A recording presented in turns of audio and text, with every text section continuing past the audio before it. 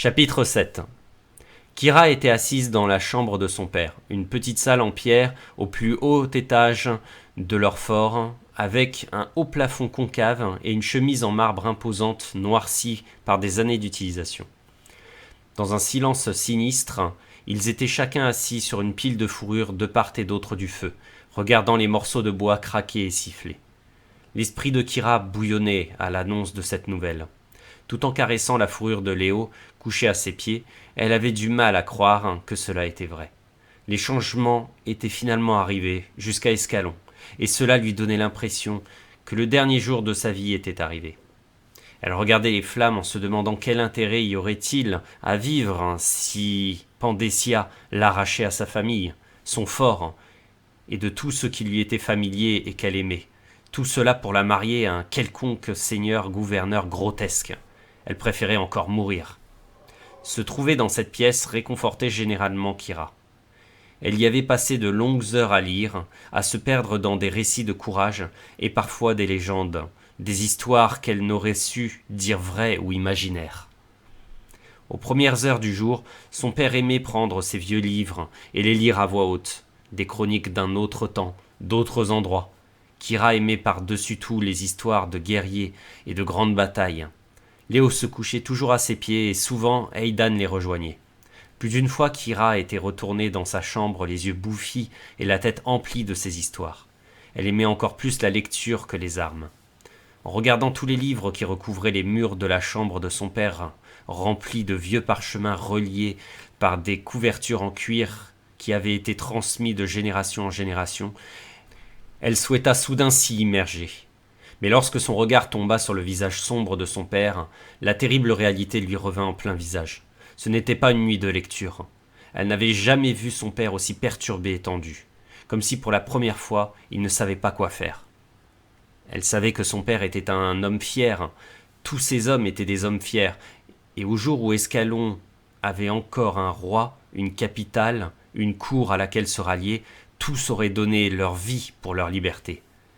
Son père n'était pas du genre à se rendre, ni à négocier, mais le vieux roi les avait vendus, les avait rendus en leur nom, et les avait mis dans cette terrible situation. Maintenant que l'armée était dispersée aux quatre coins du royaume, ils n'étaient plus en mesure de combattre l'ennemi qui se trouvait déjà parmi eux. « Il aurait mieux valu perdre au combat, » dit son père d'une voix grave, « d'avoir affronté Pandécia de façon noble et d'avoir perdu. De toute façon, la reddition du vieux roi est également une défaite, une longue, lente et cruelle défaite. Jour après jour, année après année, toutes nos libertés nous sont enlevées, faisant de nous des êtres inférieurs à la race humaine. » Kira savait qu'il avait raison, et pourtant, d'une certaine façon, elle comprenait la décision du vieux roi Tarnis. Pandécia contrôlait la moitié du monde. Fort d'une très grande armée d'esclaves, Pandécia aurait pu répandre le chaos sur Escalon, jusqu'à ce qu'il n'en reste plus rien. Il n'aurait jamais abandonné, quelles que soient les pertes humaines. Au moins, Escalon était intact, et son peuple était en vie, si l'on pouvait considérer cela comme une vie. Pour eux, la question n'est pas de prendre nos filles, continua son père accompagné des bruits du feu. C'est une question de pouvoir, de soumission, d'écraser ce qu'il reste de nos âmes. Son père regarda les flammes, et elle devina qu'il était à la fois perdu dans le passé et le futur. Kira pria pour qu'il se tourne vers elle et lui dise que le temps de combattre était arrivé, de se rebeller pour défendre ce en quoi tous croyaient, pour marquer l'histoire, qu'il ne les laisserait jamais la prendre. Au lieu de cela, à sa grande déception et colère, il resta assis en silence, le regard perdu, à ruminer sombrement sans chercher à la rassurer. Elle n'avait aucune idée de ce à quoi il pensait, en particulier depuis leur dispute. « Je me souviens de l'époque où je servais le roi, » dit-il lentement de sa voix puissante, qui, comme d'habitude, la mit à l'aise, « et que les terres étaient unies et Escalon invincible. Nous n'avions qu'à nous préoccuper des flammes pour contenir les trolls, et de la porte du sud pour Pandésia. Nous étions un peuple libre depuis des siècles, et les choses n'auraient jamais dû changer. » Il retomba dans un long silence. Le feu continuait de craquer, et Kira attendit avec impatience la suite, en caressant la tête de Léo. « Si Tarnis nous avait ordonné de défendre la porte, poursuivit-il, Nous l'aurions défendu jusqu'au dernier homme. Nous serions tous morts fièrement en défendant notre liberté. Mais au lieu de cela, nous nous sommes réveillés pour découvrir que nos terres avaient été envahies par ces hommes, dit-il, ses yeux s'agrandissant sous la douleur, comme s'il revivait la scène. Je sais tout cela, lui rappela Kira avec impatience, fatigué de toujours entendre la même histoire. Il se tourna vers elle avec un air abattu. Alors que notre propre roi a renoncé, demanda-t-il, alors que l'ennemi est déjà parmi nous, que nous reste-t-il à défendre? Kira s'énerva.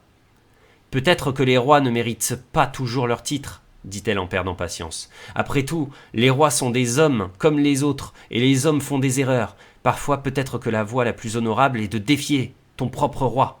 Son père soupira tout en regardant les flammes, comme s'il ne l'entendait pas. Ici, à Volis, nous nous en sommes plutôt bien sortis comparés au reste d'Escalon.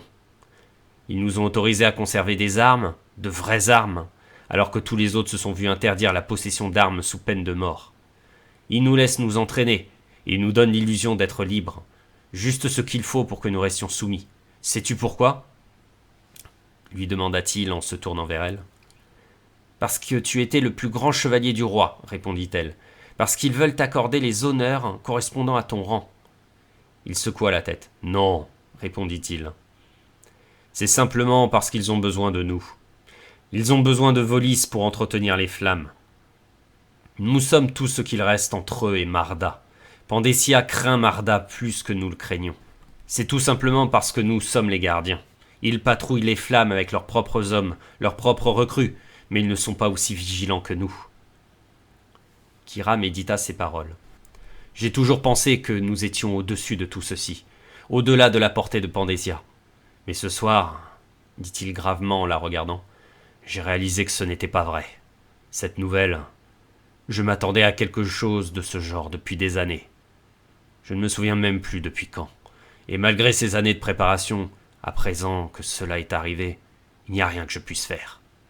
Il pencha la tête et la regarda effaré et indigné. « Es-tu en train de dire que tu vas les laisser m'emmener » demanda-t-elle. « Es-tu en train de me dire que tu ne te battras pas pour moi ?» Son expression se durcit. « Tu es jeune, dit-il en colère, naïve. Tu ne comprends pas comment les choses se passent. Tu ne vois que cette bataille, tu ne vois pas ce que cela impliquerait pour le reste du royaume. Si je me bats pour toi, si mes hommes combattent pour toi, nous gagnerons peut-être une bataille, mais ils reviendront, et pas avec une petite centaine d'hommes, ni même un millier ou une dizaine de milliers, mais avec une mer d'hommes. Si je me bats pour toi, j'entraîne tout mon peuple vers une mort certaine. » Ces mots la déchirèrent de l'intérieur. Pas seulement ces mots, mais tout le désespoir qu'ils véhiculaient. Malade, une partie d'elle voulut s'enfuir en courant, tellement déçue par cet homme qu'elle idolâtrait autrefois. Une telle trahison lui donnait l'impression d'hurler de l'intérieur. Elle lui jeta un regard noir en tremblant. « Toi !» siffla-t-elle. « Toi, le plus grand guerrier de ces terres, effrayé de défendre l'honneur de ta propre fille !»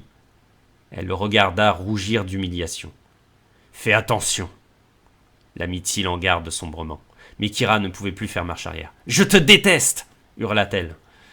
Il se releva. « Veux-tu que notre peuple se fasse décimer ?» lui hurla-t-il en retour. « Tout cela en ton honneur !» Kira ne se contrôlait plus. Pour la première fois depuis très longtemps, elle éclata en sanglots, profondément blessée par les propos de son père. Il s'avança pour la consoler, mais elle se détourna en baissant la tête et en pleurant. Elle se ressaisit et essuya vivement ses larmes, en regardant le feu de ses yeux larmoyants. « Kira !» dit-il doucement. Elle le regarda et vit que lui aussi avait les yeux humides. « Bien sûr que je me battrai pour toi, » dit-il. « Je serai prêt à me battre pour toi jusqu'à ce que mon cœur s'arrête. Moi et tous mes hommes sommes prêts à mourir pour toi. Mais tu mourrais également dans la guerre qui s'ensuivrait.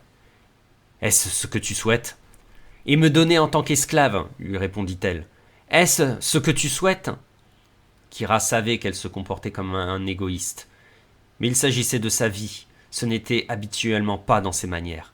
Bien sûr qu'elle ne souhaitait pas voir son peuple mourir pour sa seule personne, mais elle voulait entendre son père lui dire « Je suis prêt à me battre pour toi, quelles qu'en soient les conséquences, tu es ma priorité, tu es ce que j'ai de plus cher. » Mais il garda le silence, et ce silence lui fit plus de mal que toute autre chose. « Je me battrai pour toi !»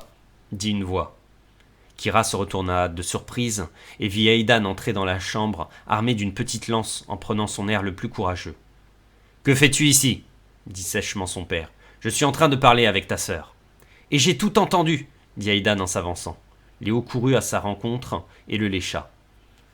Kira ne put s'empêcher de sourire. Aidan partageait la même attitude de défi qu'elle, bien qu'il soit encore trop jeune et trop petit pour démontrer sa bravoure. « Je me battrai pour ma sœur » ajouta-t-il. « Et même contre tous les trolls de Marda !»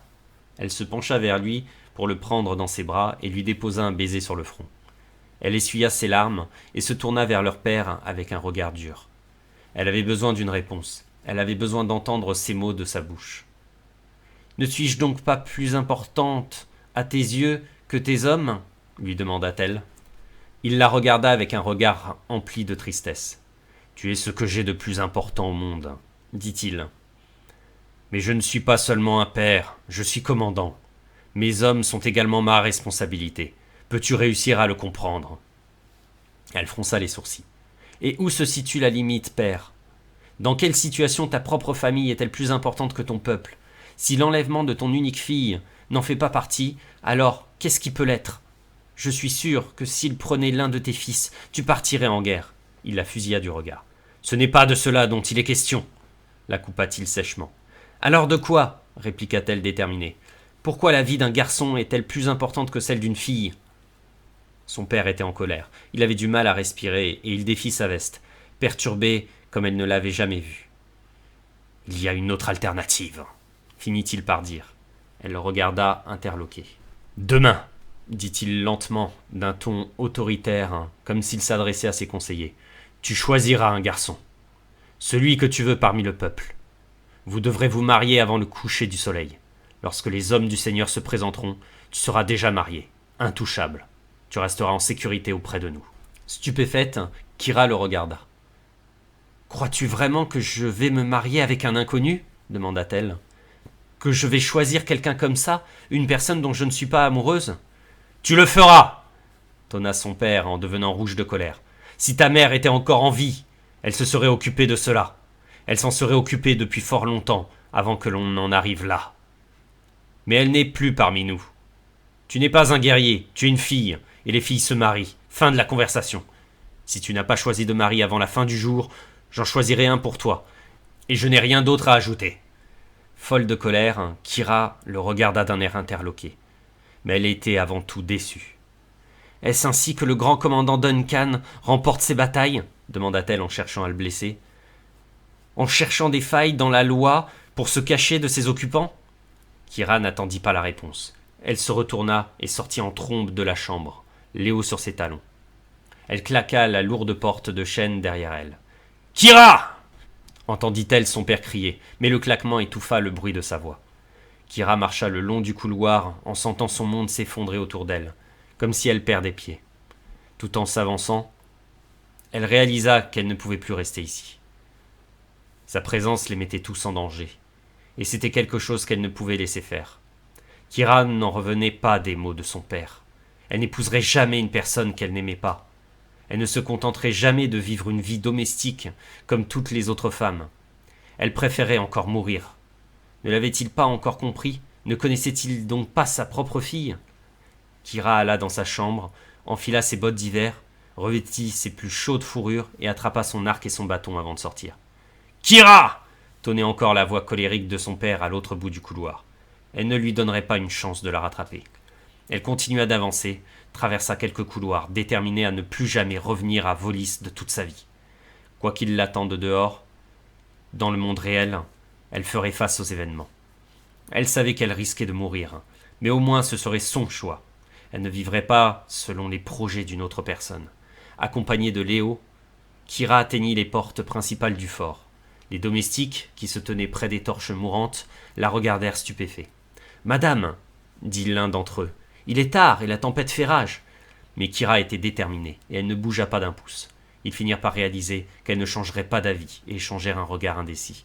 Puis finalement ils ouvrirent la lourde porte. Au même moment, une bourrasque de vent glacial s'engouffra en hurlant, et lui fouetta le visage avec les flocons de neige. Elle referma bien ses fourrures, et baissa les yeux sur ses pieds pour découvrir que la neige lui arrivait à mi-mollet. Kira était prête à s'avancer dans la neige en sachant qu'il n'était pas prudent de sortir ainsi la nuit, car les bois étaient peuplés de créatures, de criminels et parfois même de trolls. Et cela était plus particulièrement vrai en cette nuit, la nuit de la lune d'hiver, la seule nuit de l'année où tout le monde était censé rester à l'intérieur, se barricader, la nuit où les morts pouvaient changer de monde et où tout pouvait arriver.